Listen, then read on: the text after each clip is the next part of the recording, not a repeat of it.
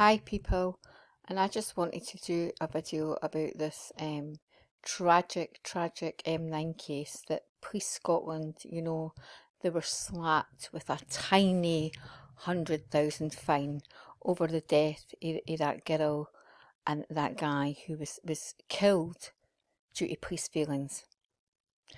Police Scotland have admitted health and safety failings led to the death of a young mother following a car crash near Stirling. The deaths of John Uli, 28, and Lamara Bell, 25, prompted criticism of the force after their car lay undiscovered down the embankment on the M9 near Bannockburn, with officers taking 3 days to arrive at the scene after the accident was reported. Now this story's here, and the man who was involved in this tragic death, he had 5 children, and the lady Lamara had 2, so there's 7 children. Lord Beckett only fined Police Scotland 100,000 because in all his career he had never presided over anything in the police. How convenient, and how concealed. Things have been kept from him, and he wanted to not take money for the public purse. Where does that £100,000 go? What is £100,000? £50,000 per life. So where do you think it goes if Police Scotland get fined? Do you think it goes to any great cause or whatever? It goes back into the public purse for the police to not police, It's horrendous, absolutely horrendous. The value and the disrespect and utter contempt, what was done to these people by this unfit for purpose agency business, it's absolutely horrendous. And the families, this character who runs it now. Look at the costume. Look at the subliminals, the badges, the costume. The hand. It just honestly, people can't really get their heads around what all this is involved in.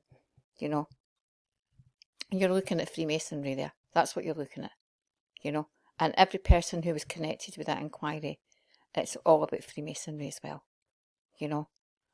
These people, they have absolutely no compassion, for what's happened. Why did it take 6 years? Why did it take 6 years?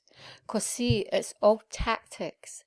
They want the public to forget, They want them to forget. And, things have simmered down.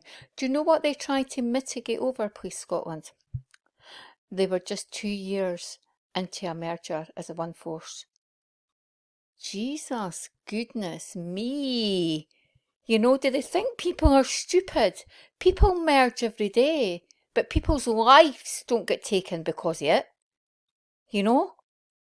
And do you think that person who failed to record that and who didn't actually have a duty of care to these people, do you think they've not got a pension or they've not got a job? It's absolutely horrendous, and if the families agree to do so, it's all in the wording, agree, I would welcome the opportunity to meet with them when they are ready to personally convey my apology. Honestly, 6 years down the line, £100,000, 50k each on a life, It's honestly, it's really horrendous.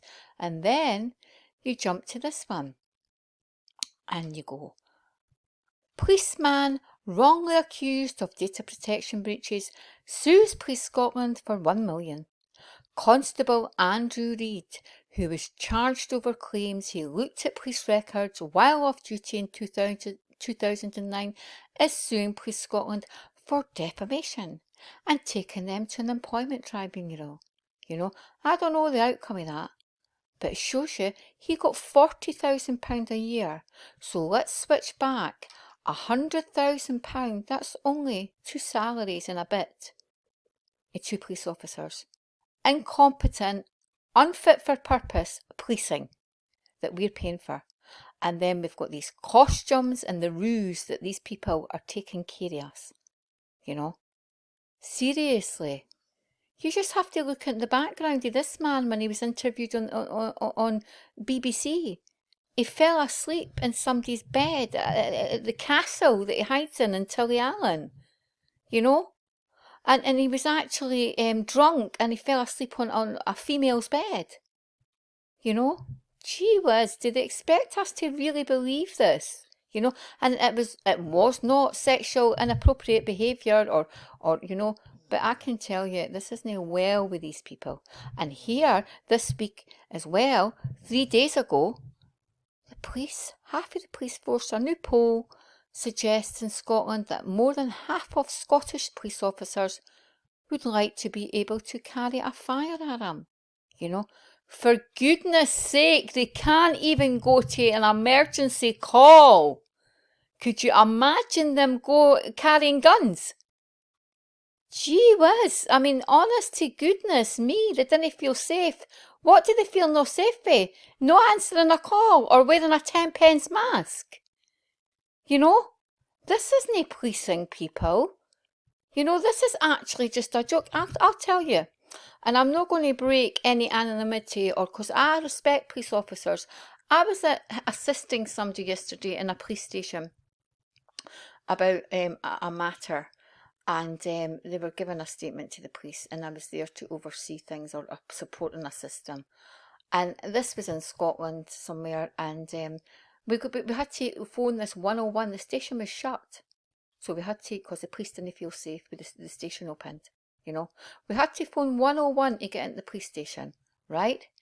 And then what happened is that we actually, we had to go round the back way where custodies are taken in, you know. And this old school police guy who we were chatting to in that, a decent enough cop actually, old school, 6 years to go till he retires. And he says, this is a disgrace. He says they couldn't run a piss up in a brewery. And that was his words. That was his exact words. They could not run a piss up in a brewery, you know.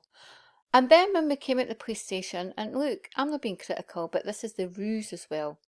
So they're so used to the public not being in the police station. And bear in mind, I've got corroboration. I was there with somebody else assisting them. When we came out the police station, there was 3 sort of younger officers behind the desk. Not one mask on. Now, I'm not reporting that and that because I didn't, look, the masks are just, look, it's all for the ruse, you know. And why should people be mumbling under masks and hiding their face and things? And we know for their own standards and procedures that they shouldn't be doing that, but they just do it because it's part of the bigger agenda.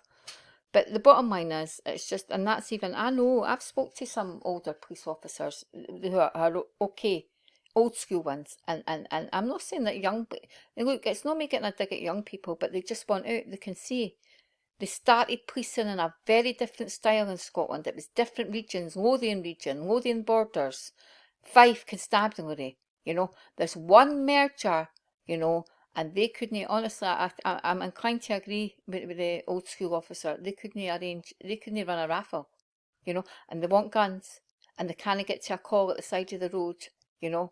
And honestly, and they're lying drunk in castles with people on beds and saying it's no sexual inappropriate behaviour. Oh, it's no well, honestly.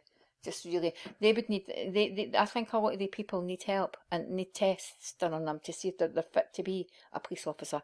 You know, I could speak about an incident where they had a duty of care in relation to a matter that I've got ongoing litigation with them. And they says, oh, honestly, I didn't even want to mention it because people would just laugh. What their excuse was, you know, what their excuse was, or what their plea was in law that they couldn't attend something, you know. But anyway, I'll leave it at that. But seriously, people, I mean, I will be lighting a candle tonight for the 2 people because that was tragic. A tragic way to die, you know, for being failed in 2015 when we have technology, when we have, you know, loads and loads of ways that people can be saved if their car goes off the road and things, and they people were left to die in that very tragic way, leaving 7 children behind. And it's just, it's really, really tragic, you know.